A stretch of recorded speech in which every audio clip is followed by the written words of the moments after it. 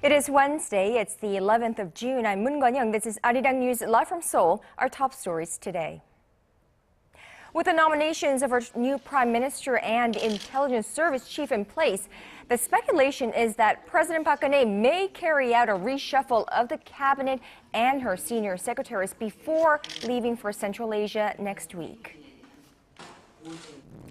Where is the fugitive billionaire? A now nearly 3-week-long manhunt for the de facto owner of the sunken Sewol-ho ferry continues today, with the arrest of some key religious followers suspected of helping the fugitive run. And not so welcome news from the nation's job market. The number of new jobs in Korea slowed for a third straight month in May. We'll have those stories and more, but first, let us begin at the nation's top office. President Park Geun-hye's nomination of a new prime minister on Tuesday was the first domino in an imminent reshuffle of her cabinet and the presidential office. Now, political watchers believe a series of nominations and appointments will be made soon, even before the week is up. Our correspondent Choi Yoo-sun starts us off. Contrary to earlier predictions, President Park is expected to carry out reshuffles of her cabinet and the presidential office before departing for Central Asia next Monday. That seems to be the consensus, as the swift move would be made to avoid a further delay in government restructuring and public service reforms, which the president promised in the aftermath of April's ferry disaster. On Wednesday, her spokesperson Min Kyung-wook said there was a possibility that changes could take place this week.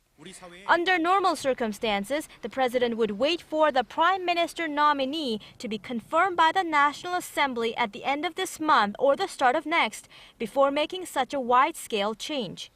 But since the president cannot afford to waste any more time, her nominee Moon Chang-guk will likely take part in the process of choosing new cabinet ministers, while current Prime Minister Chung Hong-won would make the official recommendations.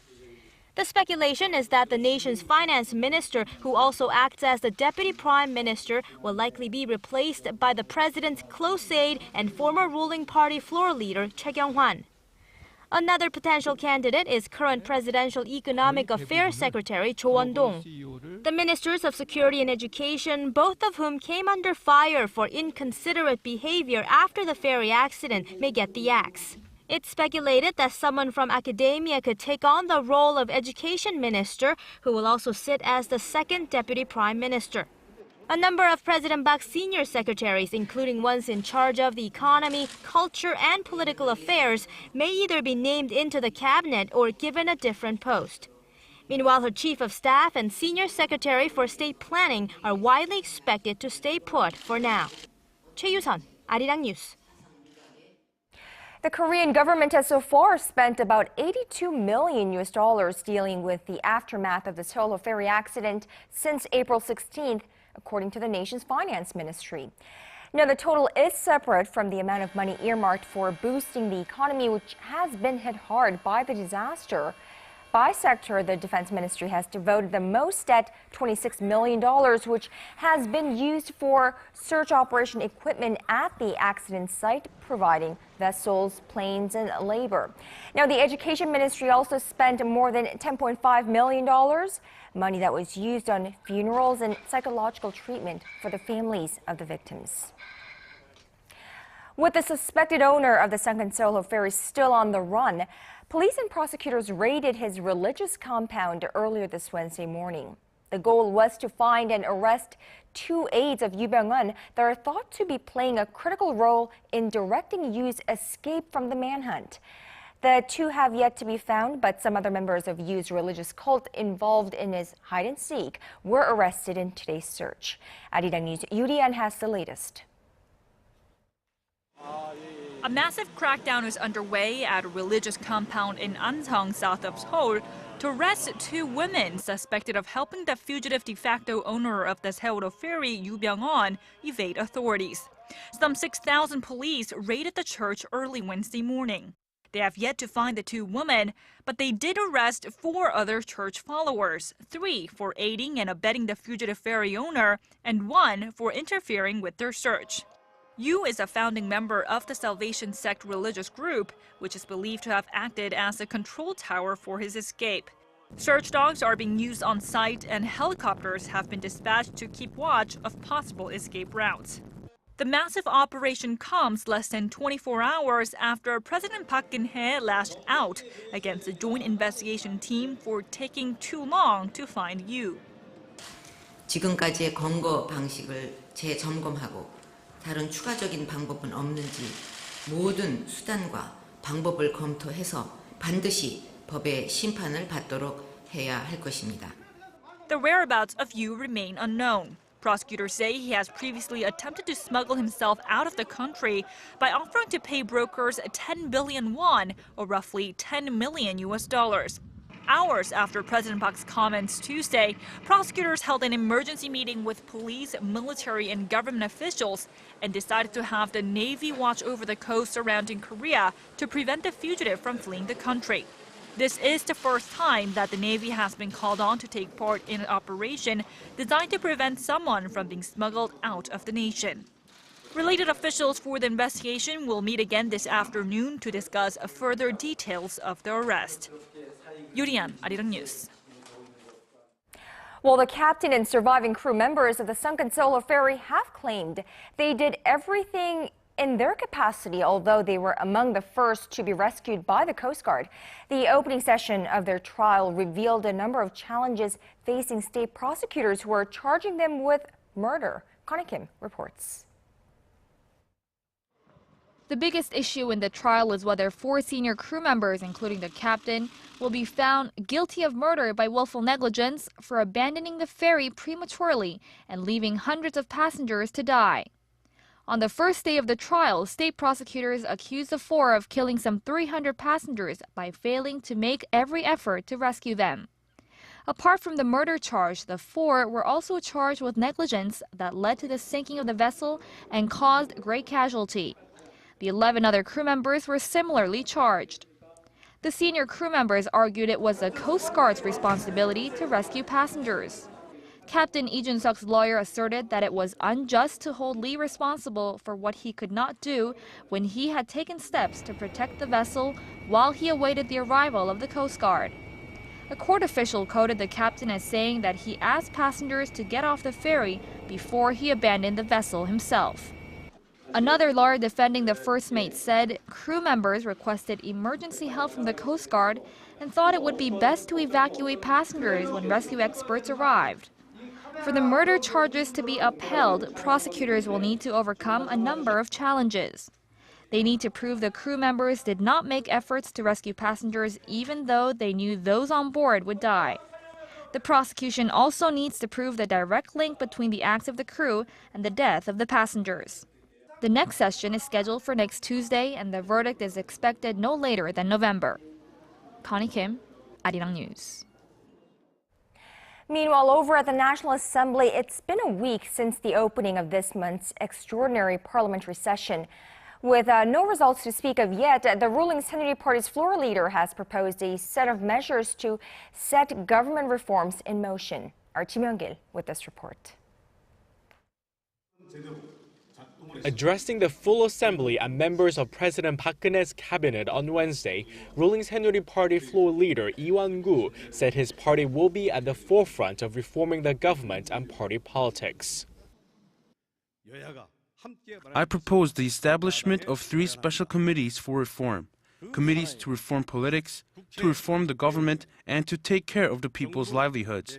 These committees will provide a master plan to reform our country. Earlier this week, rival party floor leaders held their first weekly meeting and shared the common view that the government should spur efforts to restructure the nation's safety management system. Floor leader Lee also proposed forming a joint consultative body between the Saenuri Party and the main opposition New Politics Alliance for Democracy. The consultative body would discuss all agenda items ranging from public livelihood bills to sending special envoys to North Korea. If the joint consultative body is launched, lawmakers expect it to speed up initiatives to aid parliamentary operations. Currently in the spotlight is the Green Light Law, which aims to make it easier for bills to be voted on. Any bill that party floor leaders and the Assembly Speaker designate as a green light bill could be sent straight for a vote on the Assembly floor. On Thursday, the floor leader of the main opposition New Politics Alliance for Democracy, Park Young-sun, will deliver a keynote speech at the plenary session. Kim Young-gil, ARIRANG News. Now, shifting our focus a little bit, the chief nuclear envoys of South Korea and China met Wednesday in Beijing to discuss the conditions for resuming the long-stalled six-party nuclear talks. The South Korean embassy in China said Hwang Jun-guk and his Chinese counterpart Woo Da-wei held talks on ways to prevent further nuclear provocations by the North and to restart meaningful denuclearization talks. Well, the six-party talks aimed at denuclearizing Pyongyang involve the two Koreas, the U.S., China, Japan, and Russia, and have been at a standstill for more than 5 years. This is the second time for the two diplomats to meet in 2 months and comes ahead of Chinese President Xi Jinping's visit to Seoul. Meanwhile, China is making efforts to have UNESCO recognize documents related to the Japanese military's sexual enslavement of women before and during World War II. China's Foreign Ministry spokesperson said the documents have important historical value and could serve as a lesson to the world to prevent future crimes against humanity. Now, she added that they meet all the requirements to be listed on the UNESCO World of the Memory Register. There was no confirmation on when the application was made, but Beijing's foreign ministry says the documents were found in China. More than 200,000 women all across Asia were forced into sexual servitude for Japanese troops fighting on the front lines during the Second World War.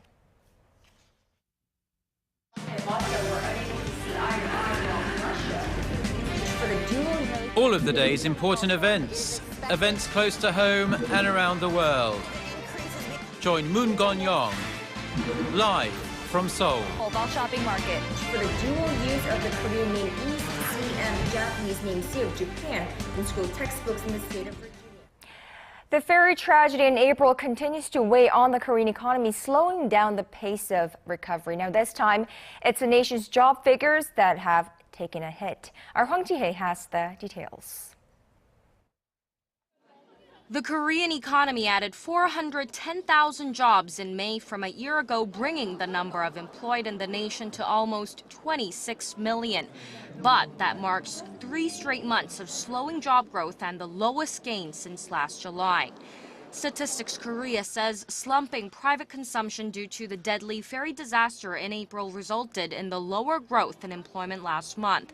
It's no surprise then that the nation's service industry, which includes the retail, lodging, and restaurant sectors, added only around 320,000 jobs in May from a year earlier, far lower than more than 500,000 created in the previous month. Job creation in the leisure activities sector even dropped by 17,000. The statistics agency said earlier that service sector production had dropped 1% from the previous month, while retail sales were down more than 1.5%.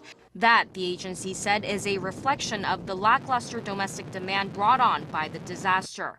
While the government has cautioned that slowing consumer spending caused by the ferry tragedy could hurt the nation's economic recovery, the finance ministry says it's not considering an extra budget to further stimulate the economy. Hwang Ji-hye, ARIRANG News. And this might be a little bit of a conflicting report to our previous one, but despite weak earnings and productivity last year, Korea's major companies actually expanded their hiring. According to market research firm CEO Score, the total number of employees working for the nation's top 47 groups stood at more than 1.4 million in 2013, up 4.6% from a year earlier. This was despite combined sales of these companies falling by 2% and their operating and net profits trending downward. Experts believe President Park's pledge to raise the nation's employment rate to 70% by the end of her term in 2018 played a role in the hiring bump. Now, LG's latest smartphone, the G3, is living up to the substantial hype and then some following its launch at the beginning of the month. The G3 has flown off the shelves in Korea and selling 100,000 units in just 5 days and far outstripping even Samsung's flagship smartphone, the Galaxy S5. Our Kim Hyun-bin reports. LG Electronics' newest G3 smartphone has garnered an explosive response from Korean customers, marking one of the best debuts yet for the electronic giant. Compared to the previous G2 model, the G3 doubled sales, with roughly 130,000 units purchased in a little over a week of its release. On the first day alone, over 14,000 smartphones were sold, whilst local and global competitor Samsung Electronics was only able to sell 7,500 of its Galaxy S5 smartphone. But what's behind this sudden surge for Korea's number 2 maker? There are several reasons. First, the performance was enhanced with the UHD screen, and also the camera with laser point focus grabbed customers' attention. Secondly, Samsung's Galaxy S5 had lower than expected sales, while Apple's iPhone 6 will not come out until late in the third quarter. Lastly, the business suspensions for Korea's 3 major cell phone carriers were lifted, creating more sales. U.S. information technology website GSM Arena ranked LG's G3 at the top of its list, beating out the likes of Samsung's Galaxy S5 and Sony's Xperia Z2. In recent weeks, LG's smartphone sales have been ranking in the top 3 for the first time, behind only Apple and Samsung. Despite the rave reviews and hot sales, experts say LG will struggle to take a big bite out of the gap with the leaders. In terms of revenue-based share in the global smartphone market, Apple had 38%, Samsung 30%, and LG a mere 5% in the first quarter of this year. LG is expecting to sell over 10 million units overseas, but it will be hard to reduce the gap in the big 3 with just the G3 model, but it could be seen as a good starting point. The G3 is only available in Korea at the moment, but is scheduled to be released in 100 countries later this month. Kim Hyun-bin, ARIRANG News. Now, you may think this is irrelevant, the news that I'm about to present to you, but it's been a long tradition or a convention here in Korea that you marry as a female, older male. But there is a new developing trend here in the nation's largest city. And according to new stats released by the city of Seoul, 15.5% of couples who married here last year were made up of a younger man and older woman. That's nearly 7 percentage points higher than 20 years earlier. And the average age at which people are tying the knot has also changed. Men got hitched at the average age of 32.6 years, about 4 years higher than in 1993. And women got married at 30.4 years old. That's nearly 5 years older than it was 2 decades ago. Let the countdown begin. 100 days from today, the northwestern port city of Incheon here in Korea will host the 2014 Asian Games. Our Kwon So-ah reports on the preparations and what we can expect from this fall's big event. Incheon, a port city in northwestern Korea that boasts the nation's 3rd largest population, is gearing up to host the 17th Asian Games this fall. I'm very excited since the events take place in my neighborhood. I look forward to the games, as I have never watched such a big event up close. The Asian Games first came to Korea in 1986 when they were hosted in Seoul and then again in Busan in 2002. Incheon was selected as the 3rd Korean host city 7 years ago. Now, with 100 days to go before the big event, how prepared is the city? The city's new landmark Incheon Asiad Main Stadium was completed last month. 16 of the 49 stadiums that will be used for the games are newly constructed, while the rest have been remodeled. The city spent roughly $2.2 billion preparing for the games. As an Incheon citizen, I do have my worries. I think it was too much of a financial burden for the city to build new stadiums. Hosting such a high-profile event comes with risks, but the Korea Institute for International Economic Policy says the Incheon Games have the potential to generate an economic impact worth $1.3 billion and could create 270,000 new jobs. Although we have financial difficulties, when the Incheon Asian Games are held successfully, Incheon will not only become a hub in Northeast Asia, but will grow into a global city. The Incheon Asian Games Organizing Committee is trying to make this year's event the most economical, efficient, and eco-friendly one yet, an event that will serve as a role model for developing nations in Asia. Diversity shines here is the slogan for the 2014 Incheon Asian Games. The city of Incheon says it will do its best to display the diversity of Asia and help Asia reach its development potential during the event. Kwon So-ah, ARIRANG News.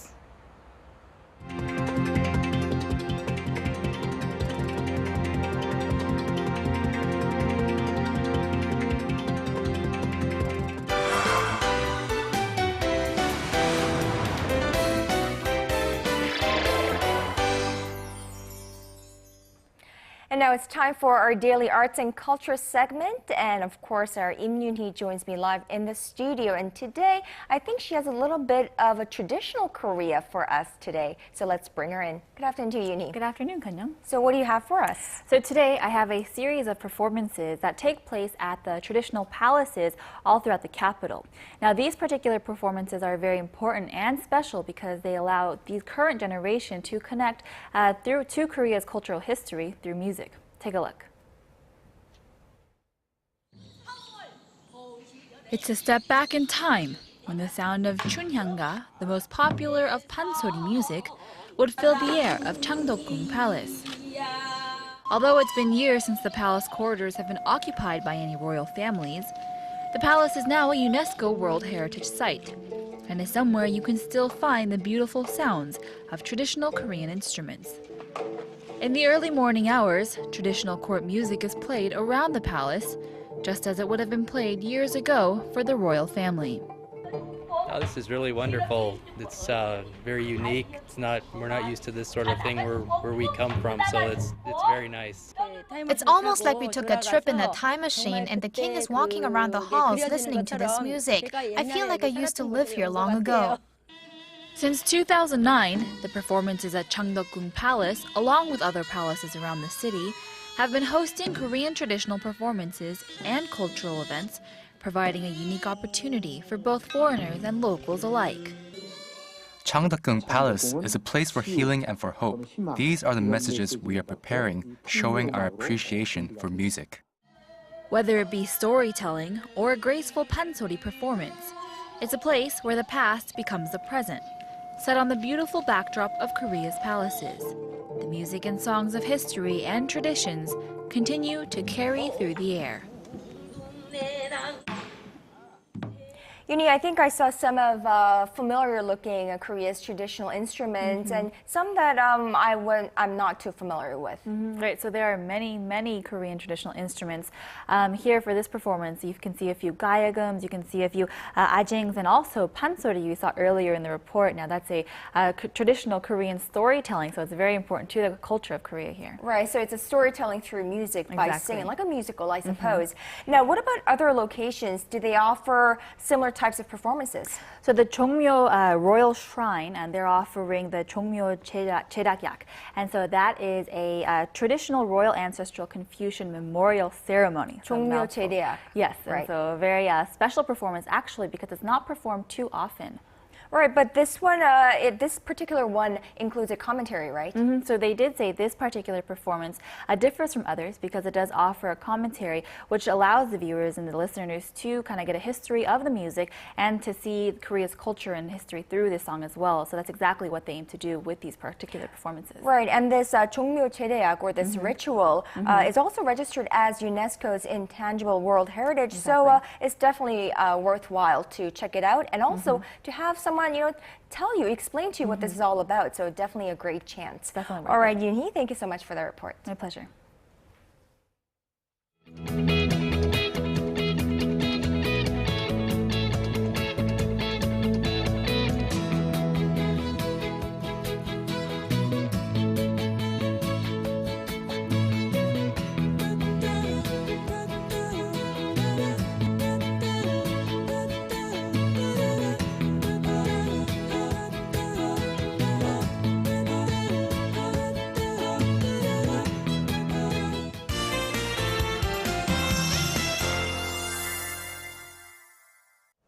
Good afternoon. The skies are starting to turn gloomy here in the capital, and sudden sporadic showers are in the forecast today, so make sure to have an umbrella handy.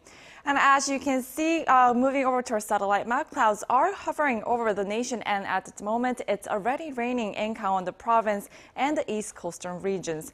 And we can expect very similar weather conditions as yesterday across the nation, with rain and total accumulation of up to 40 millimeters, with thunder and lightning and even hail in some regions. Now going over to our temperature readings, Seoul will top out at 27 this afternoon. Meanwhile, the southern cities such as Gwangju and Busan will peak up to 28 and 23 degrees.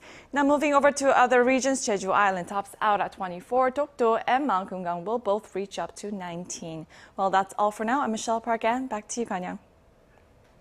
Well, thanks, Michelle, for that. And that's just about all from me at this hour. I'm Moon Ganyang. Back with us at 4 p.m. Korea time for Business Today.